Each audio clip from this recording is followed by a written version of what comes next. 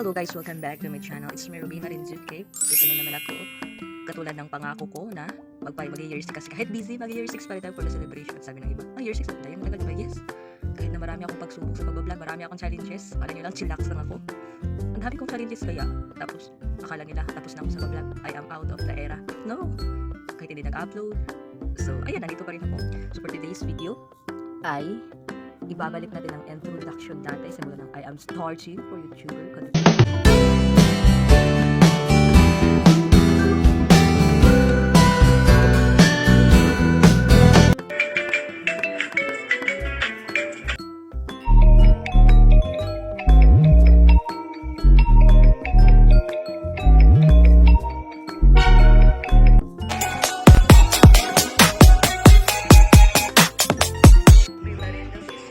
Vlog ko. So what's up guys, may Ruby Marinzuke. Welcome to my YouTube channel vlog. Hello guys, welcome back to my channel. It's me, Ruby Marinzuke. And hello guys, welcome back to my channel. Hello guys, welcome back to my channel. It's me, Ruby Marinzuke for today's video. Guys, welcome back to my channel. It's me, Marinzuke for today's. Welcome back to my channel. It's me, Ruby Marinzuke for today's. So ayan, napanood nyo na talaga ang aking introduction ng mga nanga-intro ko sa pagbablog. At ngayon naman is magluluto ako. Siyempre surprise ang pagluluto. So papakita ko sa inyo kung ano ang nabili ko. Okay. At siyempre kakain tayo ng ginanggang na saging. So alam niyo yung ginanggang na saging? So may, alam niyo na, may apoy. Kasi lang yung saging. Tapos, pag maluto-luto na siya, lagay ng asukal na white. So, yun na, ginanggang na sa lagay nyo sa stick. Ayan. I-share ko sa inyo ang nabili ko para sa DIY. So, 2 Fuji bar. Tapos, food coloring, margarine, asukal, tapos harina. So ayan lang. Actually walang, nahanap ko siyang baking powder pero wala. Pero kahit na ganito, go pa rin para sa DIY na cake for 6 years as a vlogger. So ayan, pinakita ko sa inyo, pinasili ko kung paano ko ginawa ang DIY. So ayan, kumain muna ako ng ginanggang na saging. So, bago natin umpisa ng DIY na cake, ayan, pinakita ko sa inyo kung gaano kasarap ang ginanggang. So, na-miss ko to kasi matagal ko na ako hindi nakakain na ginanggang na saging. So, actually, street food to siya. Ito ang the best na street food sa probinsya. Kasi pwede ka lang magluto na ganyan. O, mas madali pa yan. Sobrang namimiss ko ang ganito since childhood. So actually, hindi sana matutuloy yung DIY na cake kasi nga walang baking powder, kulang-kulang din siya sa aking pagkagawa. Pero go with the flow lang. So actually, hindi din sana ito matutuloy kasi nga walang pera. Actually, may mga ano talaga na hindi sana matutuloy. Actually, ay may pera naman pero hindi siya walang pera. May pera talaga pero kaso merong ano talaga mga gamit or pagluluto na hindi kumpleto. So actually at least natuloy siya, 'di ba? So ayan, sinihalo-halo lang. So nilagyan ko na siya ng food coloring, so wala talaga akong baking powder. So ayan, charan!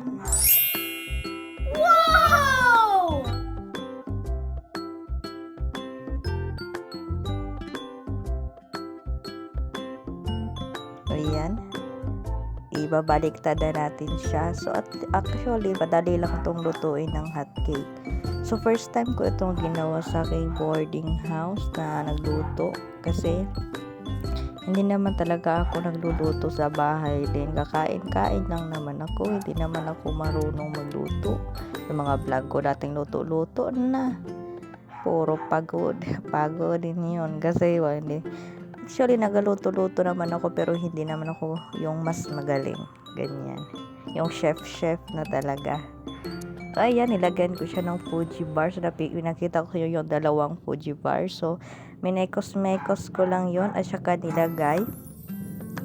So, ayan. So, actually, chocolate sana na Fuji para mas masarap. Pero, wala kasi akong nakikita eh. Ayan lang yung nakikita ko with color nga flavor. So, minekos-mekos. So, nilagay sa hot cake. Tapos, hindi mawawala ang candle para pas perfect talaga na may candle to blow the candle. Perfect. So, with margarine, matamis na yan. Kasi tinimpla ko talaga ng sugar. Tapos ngayon, nilagyan naman ng margarine. Pero syempre, kahit walang margarine, masarap kasi matamis naman yung hot cake. Kasi nilagay ko ng maraming asukal. Pero hindi naman as in matamis. Tama lang.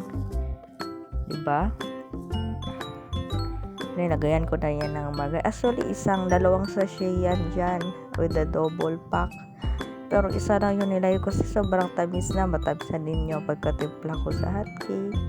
So, yan yung DIY cake ko. From cake to hot cake with Fuji bar with street foods. So, ayan. Nilagyan na. Diba? Wala na yan. Agad-agad. Niretso ko na talaga yan. So, the candle to blow, yeah! First time kong mag-celebrate na ganyan. Dati, wala naman akong cake kasi busy sa trabaho dati. Ngayon, naka-time din ako. Meron na rin time. Nagawa ko na rin ang plano ko. Ito yung plano ko. Pero gusto ko talaga with the cream stick para pang design. O yung cream stick ba, pwede din yung gawin. Ayan, nag-wish na ako. Ayan, pray. Ayan, wow. Actually, ang wish ko talaga is yung more vlogs to come. Thank you so much sa suporta nyo sa 6 na taong suporta. Siyempre, blessed na kahit minsan nag-upload is nagpapatuloy pa rin. Cheers for 6 years. From 5 years, second celebration ko ito ngayon. Street food. So, bumili kasi ako sa street food ng fries at saka kwek-kwek. Ayan. Ang kwek-kwek kasi itlog lang yan siya with harina. Harina na nilagyan ng coloring ata. Tapos pagkaman inalot sa parang harina din yan. Kwek-kwek. Tapos na egg sa loob. Ayan. So, ang kwek-kwek is tag 10. Fries 10 na din ata yan. So, matagal na din akong hindi nakapag-street food. Actually, ngayon lang, charas. Nakapag-street food naman, pero hindi naman palagi. Ayan. Mga fries lover.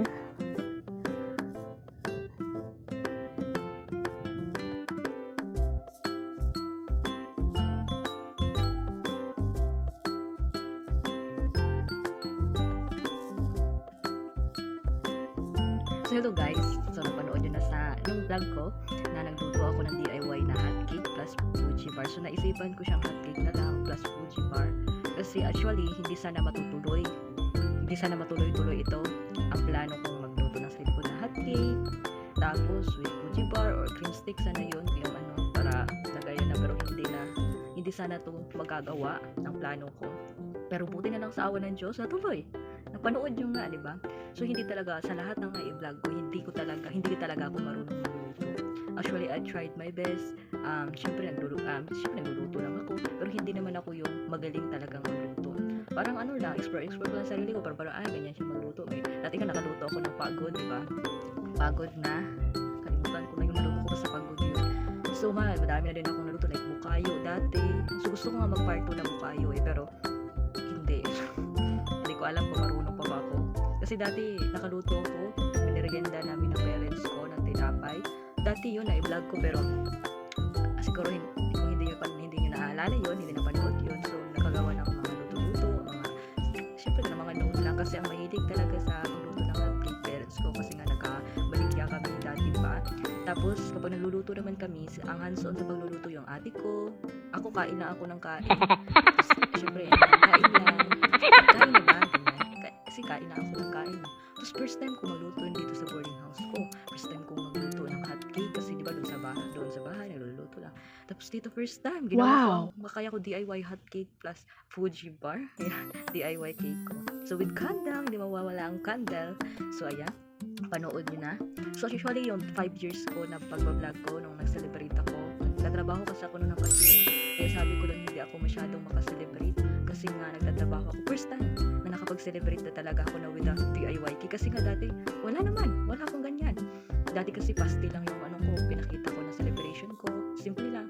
Pastel with coke. Yun lang.